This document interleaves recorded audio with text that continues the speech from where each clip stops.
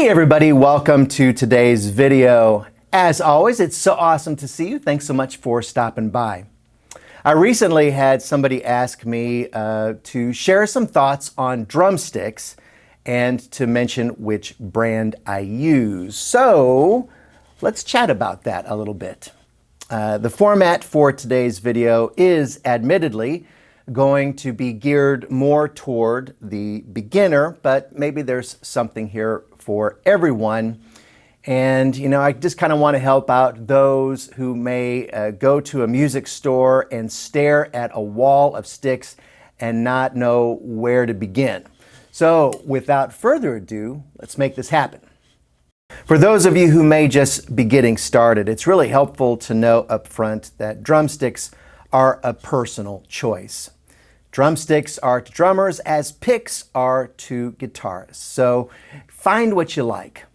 Unless you're required to play a certain kind of stick because of school or private lessons or something, the main goal is to find something that not only works for you, but helps you to sound your best. I typically will choose a certain type of drumstick based on three things, and that would be feel, sound, and durability. And we're going to cover each one of those right now. Let's talk about feel. Now this section is going to be the longest. Feel is one of those things that I think comes about with experience and trying a lot of different kinds of drumsticks. It develops a frame of reference to help a player know what they like and what they dislike. When I look for a pair of drumsticks, one of the things that is probably the main factor is the stick's balance. How do the sticks feel in my hands? Is the weight pretty evenly distributed throughout? Now, if you don't know the anatomy of a drumstick, then here's a basic one. This is the tip, this is the shoulder, this is the shaft, and this is the butt. There are some players who like a little bit more weight up here in the shoulder. And then there are others who like a little bit more weight back here on the shaft to make this part feel a little lighter. As for me, I tend to like sticks that are pretty evenly weighted, not too much weight up top, not too much weight on the bottom. The thickness of a stick also contributes to its feel. Now, for those of you who know nothing of drumsticks and sizes, let's go over some basic ones. We're going to start with 7A, which is on the thin side of the spectrum. If you wanted to go up a size of thickness from that, you could go to 5A. Thicker than still would be 5B, and then thicker beyond that would be 2B. And of course, companies are going to make a slew of different sizes in between and even at the extremes. It might also be helpful to know that some really hard rockin' drummers use very thin drumsticks. Meanwhile, there are some jazzers like the late great Tony Williams who used something like a 2B drumstick to great effect. So the harder the music does not necessarily mean the thicker the stick, and vice versa. Length can make a huge difference. Get your mind out of the gutter. Good heavens. Now, seriously though, even like 1/8 of an inch can have a major impact on the balance and feel of a drumstick. If your drums and cymbals are really spread out, then you could consider longer sticks maybe. 16 inches is the average length of a drumstick, at least last I looked. And you might shoot for something like 16¼ or 16½. There's even longer ones out there. There are some folks, however, who don't like the rebound feel of a longer stick, and so they'll opt to stick with the average size or even shorter. Different woods can contribute to a stick's feel. Oak wood for example, is a really dense wood and can make a stick feel a little bit more rigid. On the other end of the spectrum would be sticks that are made of maple, which is a softer wood and can feel a little bit lighter. And then right in the middle of those two is arguably the most popular of woods for drumsticks, which would be hickory. And we can't forget synthetic drumsticks as well. And all of them are going to have their own feel. Let's talk about how a stick is finished. And by that, I mean by way of lacquer or paint or nudes. Don't go there. Most manufacturers are going to offer drumsticks that have lacquer on them. And this lacquer is a way to give a little bit more of a grip on the stick so drummers aren't dropping them all the time. There are some manufacturers like Vic Firth who offer a double lacquer. And ProMark has something called an active grip stick, which is a special coating on the stick itself designed for, if you get sweaty hands and things are heated up, that supposedly it helps you to hold onto the stick a little bit easier. There are some players, however, who don't like any of that stuff because it can choof up your hands. It can cause blisters if you're playing really hard. There are also painted drumsticks. I've got one here. This is by Vic Firth. It's a cosmetic thing in part. Also, too, it does have a different feel to it.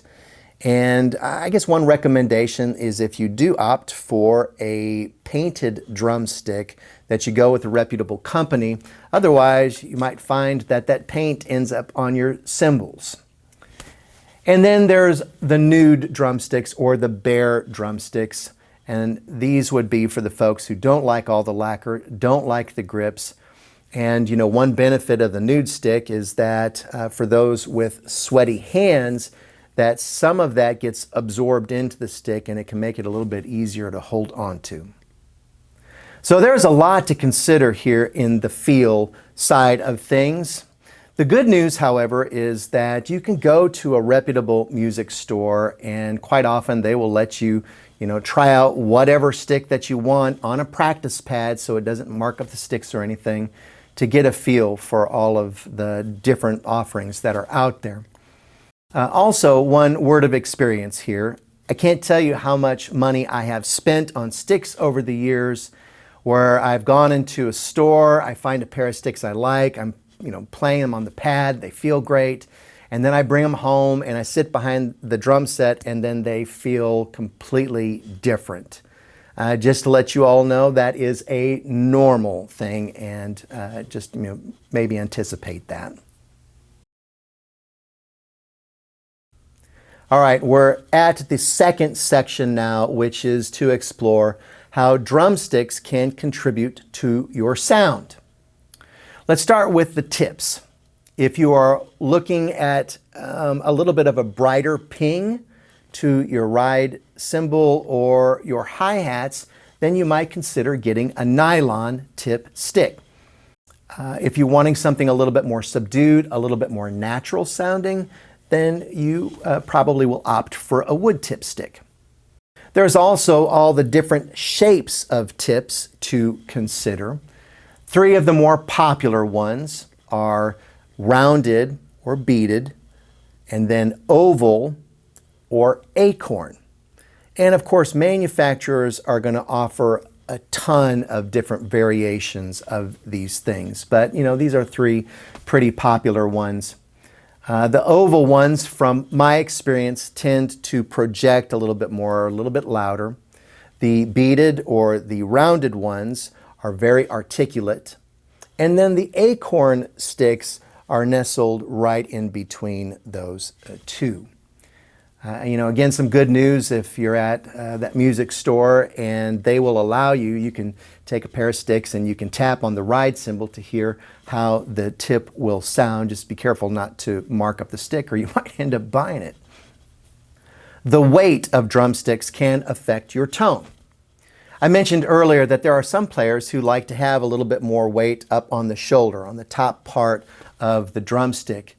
You know, if you're playing in a heavy rockin' band and you're playing a lot of rim shots, this might be a great option for you, since I have found, at least in my experience, that rim shots with those type of sticks can definitely sound a little bit more full, a little bit more pronounced. The downside with having too much weight in the front, however, is that if you're ever playing music that calls for a really fast ride pattern, it can make things more difficult. To combat this, there are players who like the weight in the shaft, and that helps the stick feel a little bit lighter on top. And yeah, it makes those ride patterns really much easier to play.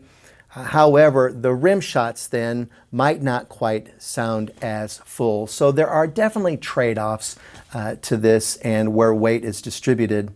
I guess this is one of the reasons why I like a balance stick, and I try to look for one that gives a good rim shot sound and also makes it fairly easy to play fast ride patterns. One thing that I would like to point out is that I use different sticks for different occasions. You don't have to stay with the same stick each time, and unless of course it's for financial reasons. If I'm playing with a really hard rockin' band, then my sticks tend to be much beefier. If I'm doing a recording session, then I have a particular stick that I like for that. If I'm playing a really quiet gig where volume cannot get out of control, then I will play with, like, say, maple sticks or 5As or brushes or hot rods or something like that. So, the point is, feel free to use whatever stick works best for you for the situation. We're at the third and final section now of this video. Up to this point, we've discussed the feel of drumsticks. We've discussed the sound that drumsticks can help one to achieve. And now we're going to talk about my third criteria in choosing a drumstick, which is durability. Durability. It is amazing to me that drumsticks right now, professional ones, are averaging around $13 to $15 a pair. That is crazy to me. I remember when, those same sticks used to cost $5 or $6. And I know that was back in the Ice Age, but the fact remains, they've gotten expensive. Now, admittedly, I play pretty hard. It's controlled, but I do. But there is nothing more frustrating than spending, say, $15 for a pair of drumsticks, and I go to a gig or I go to this, here in the studio or whatever, and a stick splits or breaks within an hour, or the tip ends up chipping. Man, it is painful when that happens. So I absolutely 100% tend to gravitate toward manufacturers that have a more durable stick. There are many drumstick companies that are out there, but I would like to talk about three of the more popular ones right now, which would be Vic Firth, ProMark, and Vader. These companies have been making sticks for a very long time. There are other drumstick companies out there who rely on one of these three to make their sticks for them, and then they're simply rebranded. Nothing wrong with that. All three of these companies make an awesome product, and I have used drumsticks from all three of them throughout my 40 plus years of playing, and I will continue to do so until one of them endorses me. No, but the point is that each three of these companies, they have a slightly different characteristic to them, and I'd like to discuss at least one of those from each now, with the hopes of helping people pick the sticks that they want to use. My understanding is that Vic Firth tends to dry their wood a little bit more in making a pair of sticks. And the upshot of this is that a stick can feel generally lighter, right? And there are some people who don't play very hard that can make a pair of Vic Firth sticks last a long time. From my perspective though, as a more heavy hitter, I tend to go through those drier sticks quicker. So it's just something to be aware of, that if you play harder, you might, if you're playing Vic and you like the feel of them, then maybe go up a gauge or two. Just my 2 cents worth on that. The other company that's on the other end of the spectrum is Vader, and they tend to not have their sticks so dried out. There's a little bit more moisture on them. And for durability's sake, at least again for maybe perhaps more heavy hitters, they tend to last a little bit longer. However, there are some people that don't necessarily like that denser feel. There is a pretty pronounced difference between holding a pair of Vic Firth 5B sticks compared to holding a pair of Vader 5B sticks. You'll notice a difference between the two. Again, neither a pro or con, just an observation. And then I have found that ProMark drumsticks tend to kind of be nestled right in the middle of those two, neither too wet, neither too dry. So, weight is definitely something to consider. Dryness of a stick is something to consider when it comes to durability. If you're on a budget, then you're in luck, because quite often if you go to the big music retail stores, they will carry what's called seconds. And these would be drumsticks that didn't quite make the mark of quality to be released as an A product, and instead they might be considered more of a B product. So sometimes they'll bundle these up and they'll sell them really cheap, and they can be a great deal. Another way to save money is to get nylon tips. If you're not too concerned about ping sound or whatever, that can prolong the life of a stick, because quite often sometimes what ends up going first on a drumstick would be the tip if it's wooden. So that can help. Another thing, as I mentioned earlier, are synthetic sticks. There are definitely some brands out there like Ahead, which make synthetic sticks that are very popular. The main thing though with any synthetic stick is definitely try it out beforehand, because they do have a marked different feel than wood sticks for sure. But there's a lot of people who love them. Okay, that was a lot of freaking information, and if you are still here, you truly are a masochist, and I thank you. My hope though is that it's been helpful to some of you, if not all of you in some way. I have yet to address what sticks I'm using right now, and that would be the Vinnie Colaiuta signature stick from Vader. Interesting thing though, try as I might, I don't sound anything like him in using these sticks. Drumsticks for me have been somewhat of a quest.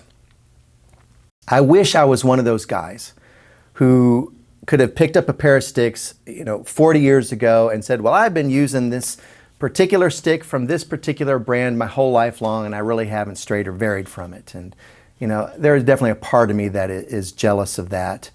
I have liked a lot of sticks, but I don't know if I have ever found my perfect stick. And it's a bit frustrating. There are sticks that I truly enjoy, and then the drum company will end up discontinuing them, or the company itself will go out of business. People think that I do this stuff in order to get rich and famous, but that's not it at all.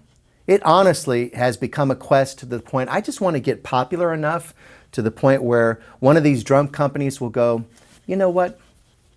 We would like to work with you in making a custom stick. And I do, and I receive it, and I go, oh my gosh, this is it. The Holy Grail. I have finally found the perfect stick. And then I can retire and I can quit. I'm just kidding. I am kidding about the retirement and quitting thing, but not so much about the custom sticks for manufacturers that are out there. All right, all. Seriously, I hope that you are doing well. Thanks for sticking around on this long video.